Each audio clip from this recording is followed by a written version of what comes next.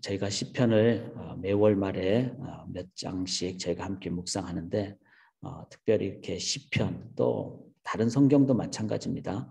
6시에 줌을 여니까 15분 정도를 미리 들어오셔서 그날 본문을 보시고 개인적으로 먼저 묵상을 꼭 하셔야 됩니다. 묵상하실 때 방법은 제일 먼저는 본문을 관찰하는 겁니다. 이 본문이 이제 어떤 내용일까, 어떤 배경일까, 그리고 이 본문에 대한 그 표현들이 어떤 의미일까, 관찰과 해석은 같이 가죠. 그래서 제가 오늘 같이 관찰과 해석을 어제처럼 하고요. 그 다음에 묵상은 여러분들이 스스로 하셔야 됩니다. 그래서 개인 기도하실 때 한 번 더 곱씹으면서 하나님이 나에게 주시는 오늘의 말씀이 무엇일까?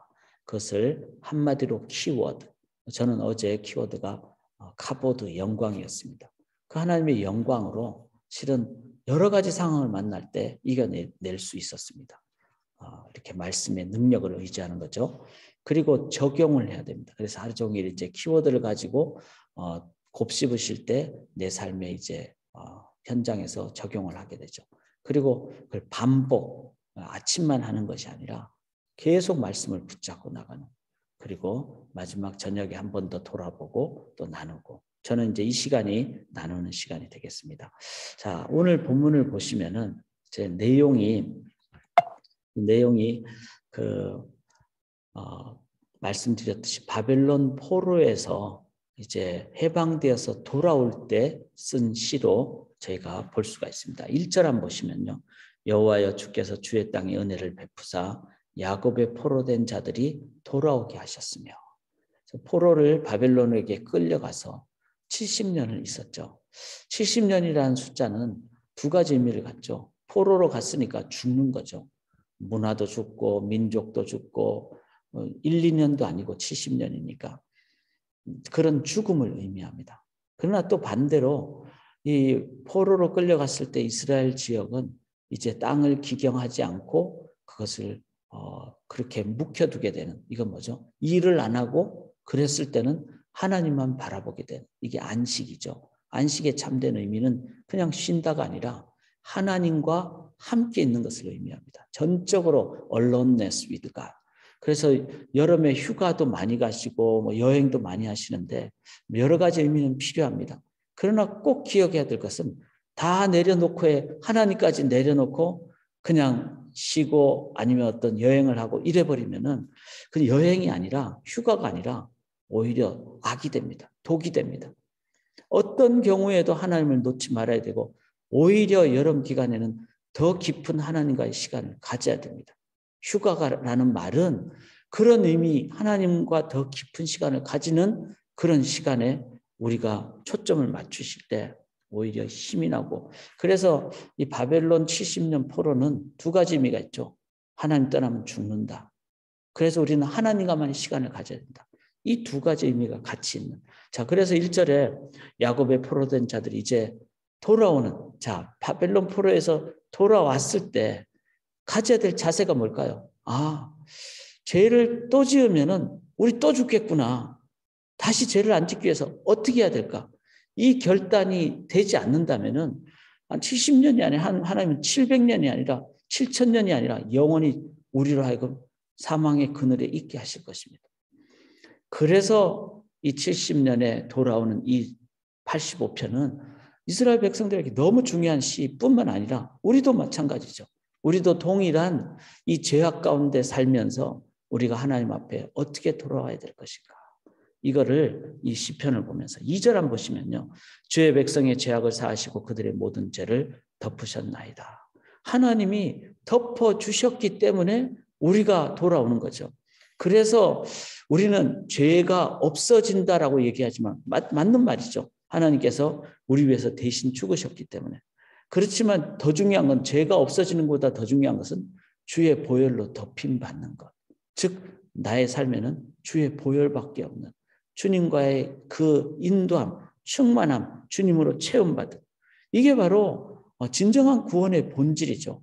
우리는 내가 이제 죄가 없어졌다. 그러면 더 무섭습니다. 마귀가 나가는데 7 귀신이 들어와 버리면은 더 무서운 것이잖아요.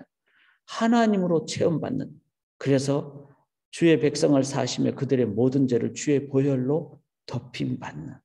이제 이러니까 이스라엘 백성들이 그 회개에 대해서 잘 바르게 이해를 하는 것이죠. 3절에 보시면 주의 모든 분노를 거두시며 주의 진노를 돌이키셨나이다. 주님이 진노를 하셨는데 이제 안 하겠다고 돌아서시는 이거를 깨달았을 때 두 가지가 있잖아요. 여전히 하나님은 무서운 분.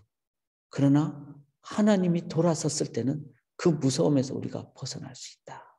이거를 기억할 때 신앙인이 그래서 저는 구원을 받는 것을 제대로 이해했을 때는 교만해질 수가 없다고 생각합니다. 우리가 잘나서 구원받은 것도 아니고 또 우리가 완벽하게 된 것도 아니고 하나님의 덮임이 있을 때만이 우리가 보호를 받는 거죠.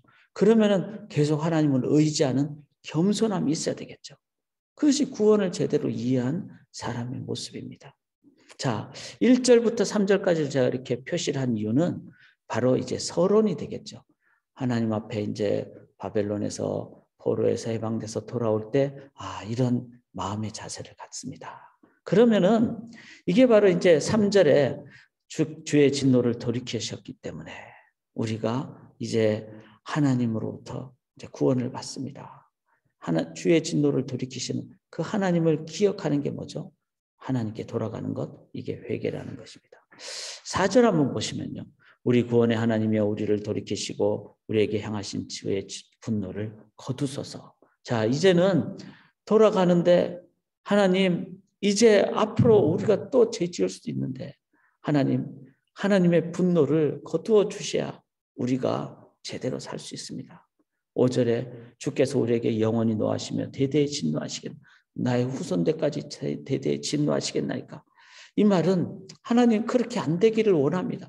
우리가 70년 동안 포로로 있어 보니까 이게 사는 게 아닙니다. 여러분 죄악된 세상에서 아무리 다른 것으로 우리가 만끽해도 그게 온전하지 않잖아요. 그건 일시적인 것이고 하나님 떠나면은 완전하지 않으니까 계속 다른 것으로 막 그냥 체험을 받으려고 해도 안 되는 밑빠진 독에 물 붓는. 그래서 이제 하나님께로 돌아오는 것을 깨달았을 때 하나님 대대히 진노하시겠나이까. 저는 참 이런 시를 읽으면서 우리 1세대는 어떤 의미에서는 하나님 앞에 이렇게 붙잡고 의지하는데 어쩌면 높아심일 수도 있죠. 우리의 자녀 세대는 어떻게 신앙생활을 할까? 이게 바로 이 5절의 표현이라고 생각합니다. 우리 대대에 진노하시겠나이까. 우리 자녀들이 10년 후, 20년 후, 30년 후에 예를 들어서 예배도 약해지고 이미 그 유럽 교회는 그렇잖아요. 수천 명이 들어가는 교회에 20-30명만 있는 그런 상황이 있게 됐다면 예배당에 주일 예배당에 자리가 텅텅 빈 거를 10년 후, 20년 후를 생각한다면 정말 피눈물 나는 얘기죠. 그러니까 이 시인이 대대에 진노하시겠나이까. 우리 앞으로는 그렇게 안 되면 좋겠습니다. 6절 보세요. 주께서 우리를 다시 살리사 주의 백성이 주를 기뻐하도록 하지 아니하시겠나이까. 하나님 주를 기뻐하도록 우리 자녀들이 우리 때보다 더 막 주일마다 막 예배가 막 부흥이 되고 찬양의 소리가 넘치고 그렇게 되기를 원합니다.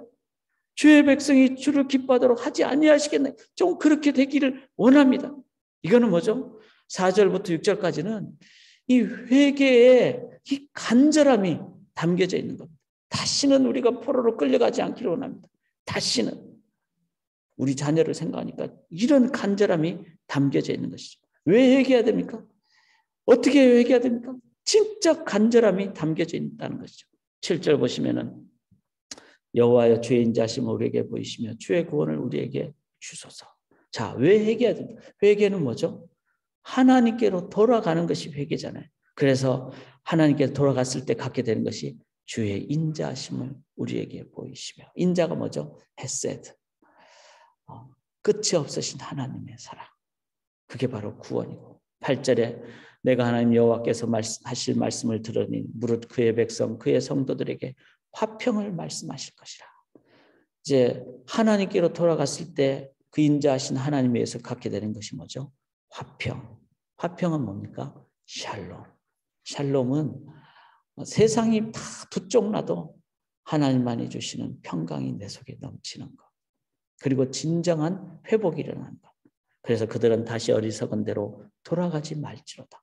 우리 백성들이 이제는 다시 끌려가지 않기를 원합니다. 9절에 진실로 그의 구원이 그를 경외하는 자에게 가까우니 영광이 우리 땅에 머무르리다. 이제 미래를 보면서 이제 돌아갑니다. 하나님의 영광이 가나안 땅에, 가나안 땅은 바로 교회를 의미하죠. 주의 몸된 교회 머무르기를 원합니다. 10절에 인애와 진리가 같이 만나고 의와 화평이 서로 입맞추었으며, 이사야서 16장 5절, 이사야서의 전체적인 내용이 이 85장 10절의 내용과 연결되는 거잖아요. 인애가 뭐죠? 헤세드. 진리가 뭐죠? 에메트. 즉 하나님의 진리가 함께하면 죄 지은 자는 어떻게 됩니까? 다 죽어야 됩니다. 다 죽어야 됩니다. 그런데 인애와 진리가 만날 때, 즉 다 죽어야 되는데 하나님의 인자심이 함께 만날 때만이 뭐가 일어나는 것이죠? 그게 구원이 일어나는 겁니다. 그 다음에 의가 뭐죠? 체다카 미시파트. 하나님의 의는 우리에게 적용됐을 때는 우리 다 죽어야 되잖아요. 그런데 하나님의 인애와 함께 만나니까 뭐가 일어납니까? 샬롬, 화평이 입맞추게 되는, 함께 만나게 되는. 이 85편 10절은 이 땅에 그 어떤 종교와 어떤 법으로도 해결할 수 없는 하나님만이 갖고 계시는 하나님의 속성입니다. 하나님은 100% 공의, 100% 진리, 그리고 100% 인자, 100% 샬롬, 화평의 하나님. 이게 뭐죠? 십자가입니다. 그 십자가를 우리가 그냥 2000년 전에 한 사건으로 생각하면은 뭐 유대 땅과 우리가 무슨 상관이 있냐. 그런데 전 우주를 보고 전 우리의 삶을 다 봤을 때 이 의와 화평, 즉 공의와 인자가 함께 만나는 플러스 되는 이 십자가가 없으면은 인간은 구원이 없죠. 그리고 십자가를 의지할 때만이 완벽한 구원. 그게 뭐죠? 11절에 진리는 땅에서 솟아나고 의는 하늘에서, 땅에서 솟아나고, 즉 인간으로 오신 예수님에 의해서 그것이 일어나고 하나님이 인간으로 오신 하늘에서 있게 되는, 바로 하나님이 인간이 되신 예수 그리스도를 의미합니다. 12절에 여호와께서, 자 이제 제가 그래서 11절까지를 한 단락으로 끊었죠. 이건 뭐죠? 구원의 본질을 얘기하죠. 7절부터 11절까지가 구원의 본질. 우리는 구원 그러면은 내가 지옥 안 가는 것, 그것 구원의 반의 반도 안 되는 겁니다. 구원은 뭐죠? 인애와 진리가, 의와 화평이, 그리고 하나님 말씀하신 영광이, 인자심이, 이게 바로 7절에 말한 주의 구원을 우리에게 주소서. 그래서 구원을 완전히 이해할 때 우리가 이제 그 다음에 12절을 보세요. 여호와께서 좋은 것을 주시리니 우리 땅이 그 산물을 내려. 이제 돌아오면서 구원을 다 한 번 더 돌아보고 이해를 하니까 하나님 이제 가나안으로 가는데 여호와께서 좋은 것을 주시리니, 바로 이 구원의 본질을 우리에게 주시리니 우리 땅이 그 산물을 내려서, 가나안 땅이 산물을 내는데 그 산물이 뭘까요? 13절에 같이 읽읍시다. 시작. 의가 주의 앞에 앞서가며 주의 길을 닦으리로다. 여기서 의가 주의 앞에 하나님 앞에 앞서가는데 그 의가 뭐죠? 바로 의에 줄이고 목마른 자는 예수 그리스도의 메시아의 구원을 얘기합니다. 그리고 그 의가 예수 그리스도의 메시아의 그 길이, 주의 길, 여기서 주는 하나님을 가리키죠. 하나님의 길을 닦고, 하나님께서 구원 사역을 하시는데 이제 그 길을 닦는, 이게 바로 성령에 의해서 이제 이 기록, 말씀을 기록하는 거죠. 단순히 이스라엘의 바벨론 포로에서 해방되는 한민족의 어떤 8.15 해방 이런 정도가 아니라 영원한 온 인류를 향한 하나님의 구원을, 메시아의 구원을 성령에 의해서 선포하는, 이게 바로 성경의 놀라운 능력 아닙니까? 바로 수백 년 전에 이 얘기를 하는 것이 수백 년 후에 일어날 메시아에 대한 예언입니다. 그런데 그것만이 아닙니다. 이 13절을 킹 제임스 버전에서 어떻게 얘기하는가 하면, 번역을 했는가 하면 shall set us in the way of his steps. shall set us. 우리로 하여금 주의 길을 걸어가고 닦는 그 길에 우리로 하여금 set up, 함께 하도록 우리를 인도해 놓으셨습니다. 이건 뭐죠? 오늘날 당시에 이제 성도들뿐만 아니라 주의 백성들뿐만 아니라 오늘날 주의 백성 우리들에게 이 주의 길을 예비하고 그 길을 보여주는, 바로 구원을 제대로 이해한 성도는 이제는 예수 그리스도만 의지하고 주님의 그 길만 우리가 걸어감으로 우리를 통하여 저 사람들 보니까 십자가의 길을 걸어가는구나. 그리고 그 십자가의 길만이 유일한 완벽한 구원임을, 왜냐하면 의만 있으면 다 죽여야 되잖아요. 근데 인자가 있으니까 대신 죽은 십자가의 희생, 그 십자가의 희생에 대한 이해를 할 때 가정이 살고 관계가 살고 이 세상에 참된 구원, set us, 우리로 하여금 그 길을 걸어간 in his step을 걸어가도록 우리로 하여금 인도하시는, 이게 바로 저는 그래서 킹 제임스 버전이 이 부분은 좀 더 바른 이해를 위한 번역이라고 생각을 합니다. 좀 내용이 길지만 왜 회개해야 되는가? 무섭기 때문에. 어떻게 회개해야 되는가? 7절부터 나오는 구원을 제대로 이해할 때 우리들은 회개에 대한 이해를 바르게 하게 됩니다. 그렇게 회개한 결과는 무엇입니까? 좋은 것, 12절에 좋은 것. 그 다음에 회개한 사람은 내가 이제 주의 길을 예비하는 자가 됩니다. 제자가 돼서. 이 길 외에 다른 길을 걸어갈 수가 없다고 생각합니다. 왜? 구원은 유일한 좋은 것이기 때문에. 사랑하는 여러분, 오늘도 우리가 참된 회개의 길을 기억하시면서 주님 길을 예비하시고 우리가 지금도 주님 앞에 나아가는, 그래서 회개는요 좋은 것이기 때문에, 구원이기 때문에 지금 회개해야 됩니다. 이 말은 뭐죠? 계속해서 주님과 동행하는, 주님께로 향하는 회개는 진행형이 돼야 됩니다. 회개는 나쁜 것이 아닙니다. 이 세상에서 주님께로 돌아가는 그 일을 계속 해야 됩니다. 그리고 그냥 잘못했다가 아니라 가룟 유다처럼, 그게 아니라 주께로 돌아가는 그 일이 제대로 된 회개. 이런 성도들의 이 85편의 자세를 가질 때 이 땅에서 하나님 나라는 바르게 선포되게 될 줄 믿습니다. 제가 저희 교회 로고가 바로 십자가만을 따르는 제자의 길이잖아요. 이 길을 기억하시면서 오늘도 회개의 그 놀라운 기쁨을 하루 종일 사시고 나누시는 주의 백성들 되시기를 주의 이름으로 간절히 기도합니다. 살아계신 하나님, 주님만을 바라보고 주님만을 따릅니다. 의와 인자가 함께 만나는, 그리고 공의와 사랑이 함께 만나는, 그것도 충실하게 에메트로 그렇게 만나는 십자가를 의지할 때 우리 속에 주의 메시아의 놀라운 임재의 능력이 임하고, 그리고 이 땅에서 참된 구원의 기쁨으로 영광으로 살아가게 될 줄 믿습니다.